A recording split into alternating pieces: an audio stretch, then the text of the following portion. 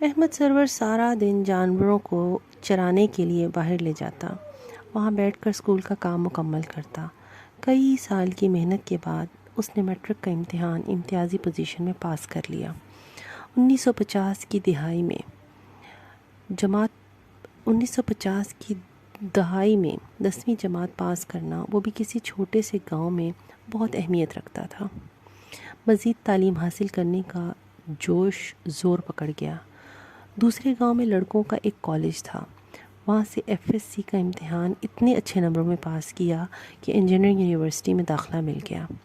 احمد سرور کی خوشی دیدنی تھی۔ اسی دوران اس کی سوتیلی ماں کے ہاں 3 بیٹیوں اور 2 بیٹوں کی پیدائش ہوئی۔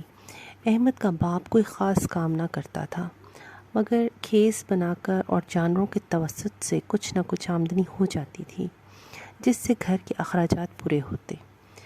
احمد سرور نے انجینئرنگ پاس کر لی اور سرکاری محکمے میں اچھی پوزیشن پر فائز ہو گیا۔ احمد سرور کے ابا نے اس کی شادی اس کے ماموں کی بیٹی سے کر دی، اور اس طرح ایک بار پھر احمد سرور کے ذہن میں نقش سانولے رنگ کا خوف حاوی ہو گیا۔ اللہ تعالیٰ نے احمد سرور کو 3 بیٹوں اور 1 بیٹی سے نوازا۔ بچے بڑے ہو رہے تھے۔ احمد لاہور میں رہائش پذیر ہو گیا۔ چیف انجینئرنگ کی پوسٹ پر اس کے تعلقات بہت سے اعلیٰ افسران سے بن چکے تھے۔ رہن سہن میں بھی اب کافی تبدیلی آ چکی تھی۔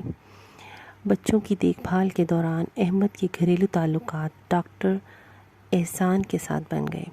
ڈاکٹر احسان کی 3 بیٹیاں تھیں، ساتھ ہی ڈاکٹر احسان کی بیوی کشمیری خاندان سے تھی۔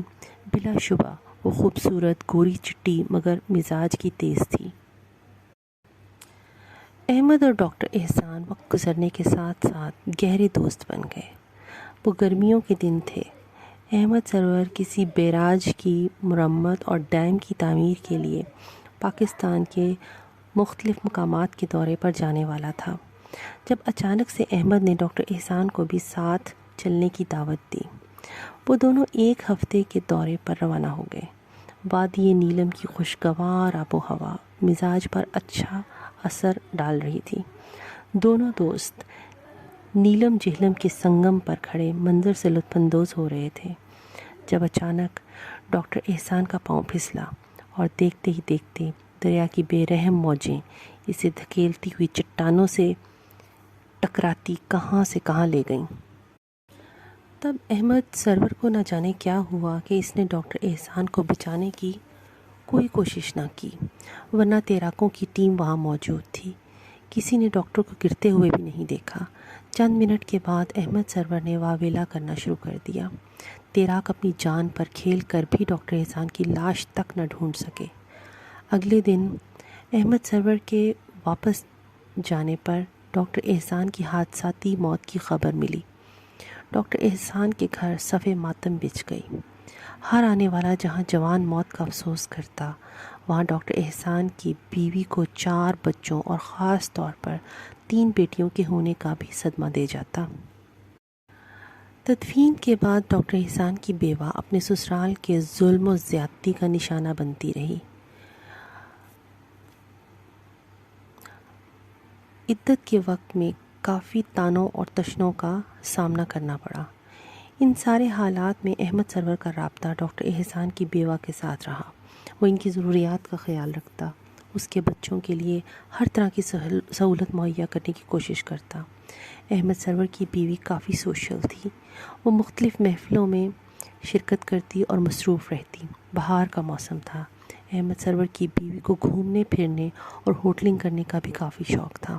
وہ حسب معمول تیار ہوئی اور اپنی نند اور ایک سہیلی کے ساتھ شام کو کسی پارٹی میں شرکت کرنے کے لیے گئی۔ وہاں اتفاق سے احمد سرور کی کوئی کاروباری میٹنگ تھی۔ احمد سرور نے وہاں یاسمین کو اپنے حلقہ احباب میں پہلی بار دیکھا تھا۔ ساتھ ہی احمد سرور کی 2 بہنیں بھی تھیں۔ احمد کو اندازہ ہی نہیں تھا کہ یاسمین سوشل سرکل میں اتنی معروف ہے۔ اس کے ساتھ کچھ مرد حضرات بھی تھے جو کافی معقول تھے، مگر احمد کو جیسے موقع مل گیا۔ گھر آ کر احمد نے پہلی بار یاسمین سے اس کی گزرنے والی شام کا ذکر کیا اور غیر ضروری پوچھ تاچھ کی، جس کی وجہ سے یاسمین چڑ گئی۔ احمد ایسا ہی چاہتا تھا۔ کچھ دنوں کے بعد احمد نے اپنی چھوٹی بہن کو کریدنا شروع کر دیا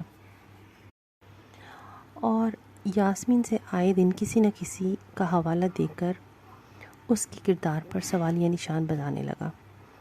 حالات احمد سرور کے حق میں تھے۔ یاسمین کو ذہنی طور پر مسلسل اذیت میں رکھنے، پھر ایک دن ایسی ہی کسی بحث کے دوران احمد سرور نے یاسمین کو طلاق دے دی۔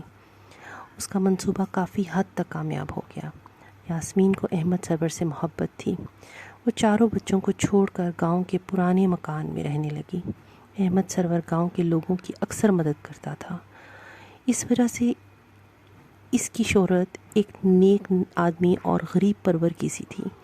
اس نے گاؤں کے غریب بچوں بچیوں کے لیے ایک ہائی اسکول بھی بنوا دیا تھا۔ گاؤں کے لوگ یاسمین سے میل جول نہیں رکھتے تھے۔ یاسمین کو ٹی بی ہو گئی، خیال رکھنے والا بھی کوئی نہ تھا۔ بیٹی بھی بچوں میں چھوٹی تھی، اس لیے اس کے ذہن میں ماں کے بارے میں نفرت ڈال دی گئی۔ ادھر ڈاکٹر احسان کی بیوی کا عدت کا عرصہ مکمل ہوا تو 4 بچیوں کا ساتھ اس کے لیے زندگی کا مشکل ترین امتحان بن گیا۔ احمد سرور کے ڈاکٹر احسان کے انتقال کے 1 سال کے بعد بیوہ سے سرسری سی بات کی اور پھر شادی کر کے ڈاکٹر احسان کی بیوہ اور 4 بچوں کو اپنے گھر کی زینت بنا لیا۔ اس طرح اس کے ذہن پر نقش سانولے رنگ کا خوف کسی حد تک کم ہو گیا۔ احمد کی گوری چٹی کشمیری بیوی اور اس کی 4 سوتیلی خوبصورت بیٹیاں بھی احمد کے گھر کی عزت اور زینت بن گئیں۔ یاسمین چند ماہ کے بعد خالق حقیقی سے جا ملی۔ احمد اس کی آخری رسومات میں شرکت کے لیے گاؤں گیا۔ اس طرح اس کی شہرت اور نیک نامی مزید بڑھ گئی۔ احمد اور شائستہ کے ہاں ایک اور بیٹی کی پیدائش ہوئی۔ احمد نے اپنے 2 بیٹوں کی شادی شائستہ کی 2 بیٹیوں سے کر دی اور اپنے بہن بھائیوں میں بھی اعلان کر دیا کہ کوئی بھی رشتہ کرتے وقت گورے رنگ کو پہلی شرط تصور کرے گا۔ کون جانے یاسمین کیسی عورت تھی، کون جانے کہ ڈاکٹر احسان شہید ہوا تھا یا قتل، کون جانے کہ احمد سرور نیک شخص تھا یا نہیں، لیکن یہ بات حتمی ہے کہ نسل قائم رکھنے کے لیے ازل سے انسان کسی بھی حد تک جا سکتا ہے۔